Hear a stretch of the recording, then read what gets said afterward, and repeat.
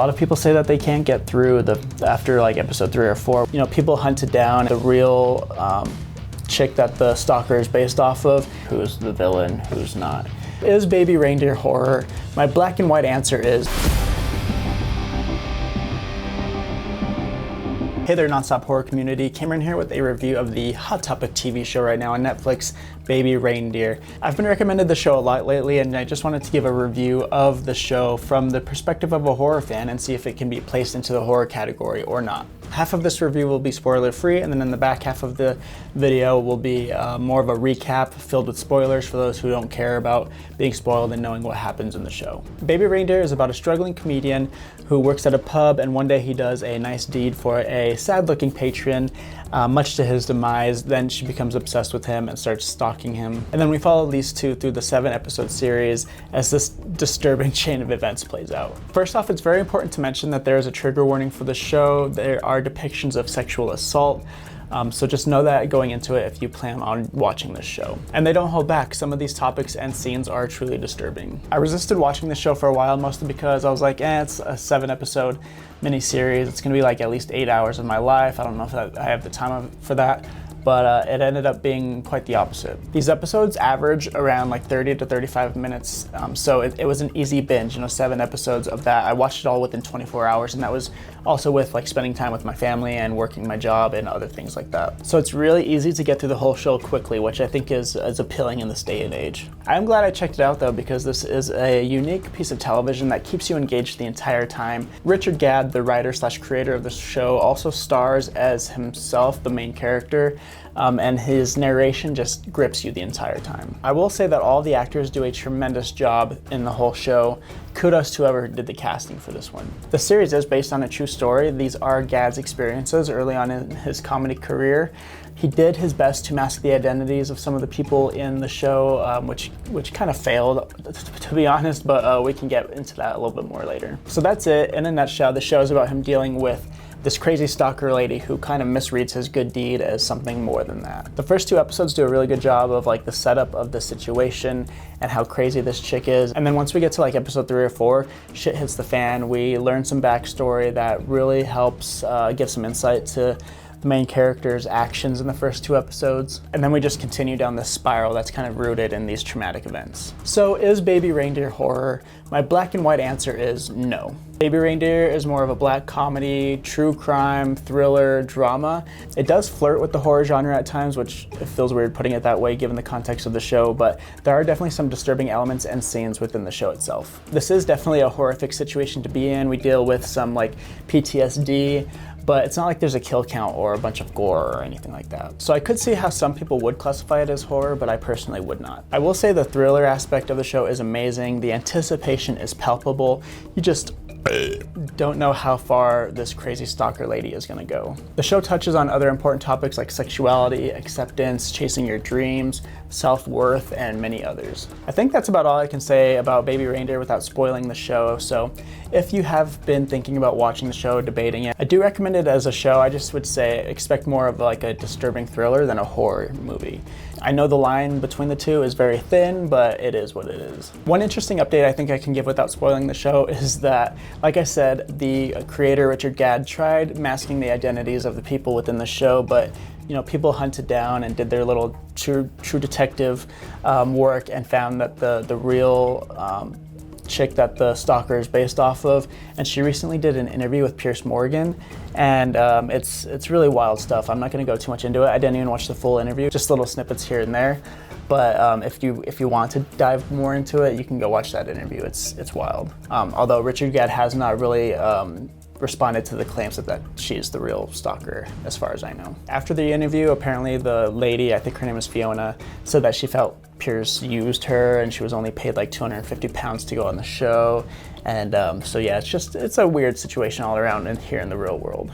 All right, so warning here, that was the end of the spoiler-free review, and now we're gonna get more into like a recap and a deeper dive into the show so that we can talk about it more. So if you haven't seen the show yet and you don't wanna be spoiled, pause right now, go watch it, and then you can come back and finish the discussion. I think a lot of people are going to be wondering why it's called Baby Reindeer, and you don't find out until like the very last scene why it's called Baby Reindeer, so we're going to talk about that towards the end of the video. But let's start at the beginning. So Donnie is working at this pub as he is trying to kickstart his comedian career, and in walks Martha, who is a shorter, heavy-set woman, and she just looks very sad as she sits up at his bar, and he offers her a drink on the house. And instantly you can see it in her eyes. Like I said, the acting is great. She becomes like obsessed with him and thinks it's some sort of like deep act of love. Throughout the show, we see a lot of her writing interlaced within each scene. And she has a really weird way of talking and typing. She has a lot of like misspelled words, and they touch on that in the show. But one of the first things that she says to him is, "I need a nice boy to take care of me, he who looks like a baby reindeer." Now, how is she getting in contact with him outside of work? On his comedian website, he has his email address like just listed on the website. So that's how she starts getting in contact with him. There's a weird living situation here. Donnie lives with his ex's mom still. The ex moved out after they broke up, but he stayed living there. Apparently it's really cheap rent. But yeah, Martha, the stalker, just starts coming into the pub like every single day, flirting with Donnie, and Donnie doesn't really see how bad this is and how serious it is and how creepy it is. So he kind of just plays with the idea of flirting back with her and says some things that just kind of keep this snowball rolling of her thinking that he's also into her. She eventually finds out where he lives and starts stalking him there, like just sitting at a bus stop near his house and just like walking by casually and saying stuff to him. And yeah, at first he doesn't really cut it off. He doesn't realize how serious it is, and he even flirts back in a lot of the situations. So the opening scene of the show is actually him walking up to the police station to file a report against her, and then we revisit that same scene in like episode 3 or 4. And the police officer asks him why he's waited so long to report it, and that leads into this flashback that we get of his life earlier on. I forget how far back we go, but we essentially learn that he meets this writer of a successful TV show, a TV show that he really loves, and this writer kind of promises him success and fame and begins grooming him and starts helping him write this like pilot episode of a TV show, and has him come over to his house and convinces him to take drugs with him as they're having these writing sessions. He blacks out during a lot of these writing sessions because of the drugs, and then we're led to be shown, like I said, disturbing scenes. The writer takes advantage of him sexually while he's blacked out on these drugs. And like I said, it is heartbreaking watching him going through this, and you start to like unravel a lot of his psyche and why he acts the way he does and why he reacts to the stalker the way he does. But this kind of sends Donnie spiraling, makes him start questioning his like self-worth and his sexuality, and it leads to the failing relationship of his ex, the one whose mom he lives with, because he's struggling sexually and can't really like proceed with his sexual relationship with her. However, as he's exploring his sexuality, he meets this trans woman named Terry, and they begin having a relationship with each other. Now, Terry is an amazing character. She's one of the shining beacons throughout the whole show, and Donnie and Terry's relationship is actually kind of sweet at times. It's one of the more positive aspects of the show when things are going great with them. However, Martha runs into Donnie and Terry together at a restaurant, and she attacks Terry, and it's, again, just more heartbreaking shit. This lady is crazy, and that's one of the first times that Donnie really like steps up and tells her like, get the fuck out of my life and like don't like contact me anymore. However, even at that point, Donnie refuses to call the cops and stops everyone else from calling the cops, and Terry points this out in a later discussion. So Donnie's shame and trauma around his sexual assault kind of prevent him from loving Terry in the way that she deserves and desires, and that, coupled with the fact that he's like outright refusing to really do anything substantially to prevent Martha from continuing her stalking, leads to the deterioration of Donnie's and Terry's relationship. Martha even starts harassing Donnie's parents, accusing his dad of being a pedophile to his work, and that gets him in trouble there. And we see a few scenes of him like calling Martha and talking to her on the phone, and basically just having shouting matches with her and calling her out on her bullshit. And it's really great to see, and at that point you're like, yeah, someone's finally standing up to her, like something's gonna change. But of course nothing really changes at that point. And at one point Donnie gets this idea of trying to basically lure Martha into like sexually and violently threatening him by asking her to write him an email of all the things that she wants him to do to her sexually. And then he takes that to the police, that email that she writes out, and turns out, as he's trying to, bring this to light and accuse her of violently threatening him, she has been recording all of their interactions, audio recording them. The police officer, detective lady, plays a snippet of him telling Martha to write that email to her, and then you're like, oh shit. And then like the cops basically say like, Martha's not gonna press any charges on you. And he's like, what are you talking about? Like, she's the one stalking me. Why would she press charges on me? And it basically like puts them on the same playing field. And the cops are kind of just saying like, slap on the wrist for both of them, saying like they should part ways and stop talking to each other, which is pretty dumb. So of course the cops aren't much help at this point. No surprise there. So in the background in his work life, he is kind of embarrassed of his comedy routine because, like I said, he's struggling, and so his routine isn't that great, but he does have these videos online, and he's like telling Martha never to tell his workmates that he does comedy because he doesn't want them finding out and watching the videos and making fun of him. And there are a couple times where he tries to get his coworkers to basically ban Martha from the bar, but they're saying that like they can't, there's not enough evidence or anything like that. He tries showing them all the emails that she's been sending him, and then one of them jokingly like sends one back to her like requesting anal sex, which kind of throws a whole wrench in his whole argument about saying that he's not like leading her on or anything like that, which is pretty shitty on his coworker's part. And then eventually Martha like stops contacting him for a while, but she actually ends up telling his coworkers that he does comedy, and they find his website and they're watching his videos, and of course like he was worried about they start making fun of him. But then they say that they don't want him to go to the police because they don't want it to badly misrepresent them, because they never did anything about keeping her away from the bar. I think at one point they do ban her from the bar, but it doesn't do much, of course. But anyway, they offer to go to his show because he's been offered the spot in a comedy award show or something like that, or tournament, something like that. And he gets passed on to the finale kind of by default because Martha has been heckling him at these shows and just kind of embarrassing him while he's on stage. But his coworkers offer to go to that show and support him. Now at this point it's kind of bittersweet because he did start finding a little bit of success with his comedy show, but it was because of that writer that sexually assaulted him. He helped him build out his show and his set and like drew in crowds and stuff like that. But so at this point he's gained a little bit more confidence in his comedy routine, and so they're at this finale show and he starts doing his jokes. He uses a lot of props in his routine and he's going through the motions, and it's all falling flat. The crowd isn't laughing. His coworkers are right there in the front row kind of just like shaking their head, and so he's embarrassed and nothing's working. So he ends up like breaking down into this outpouring confession of everything that's happened to him up until this point. And this is like the highest attended show that he's done. So it's a lot of people are watching him at this point. However, again, another bittersweet moment is someone recorded this obviously of his breakdown on stage, and the clip goes viral and it actually like rockets his comedian career. So despite him having this breakdown, like people, I guess, kind of relate to him, see where he's coming from, and yeah, he goes viral. So he's gone viral, and I think there's been like a pretty decent stretch of time where Martha hasn't contacted him at all, but then she gets in contact with him and says that, she knows that his parents probably haven't seen that viral video because they're old and old people in technology, right? But she kind of says like, I wonder what your parents would think if they know that you were, assaulted by a man and you're bisexual and this and that. And he's very worried about this. He doesn't want her to tell his parents, even though like, it's a viral video, like a lot of people have seen it, and like there are other risks to that as well, like whether it be your parents just finding it on their own or other people they know telling them. But this is kind of skirted around by his mom saying that, she's not on social media, and basically saying that his dad doesn't know how to use technology. But instead of Martha being the one to tell them, he wants to be the one to tell them about everything that happened. So he goes back to his parents' house, kind of expecting the worst.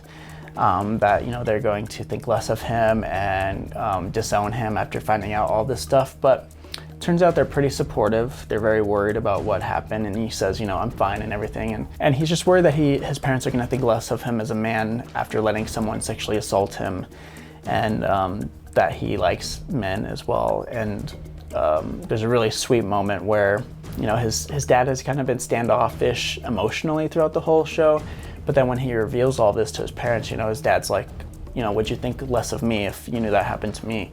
And Donnie's just like really confused and like, what are you talking about?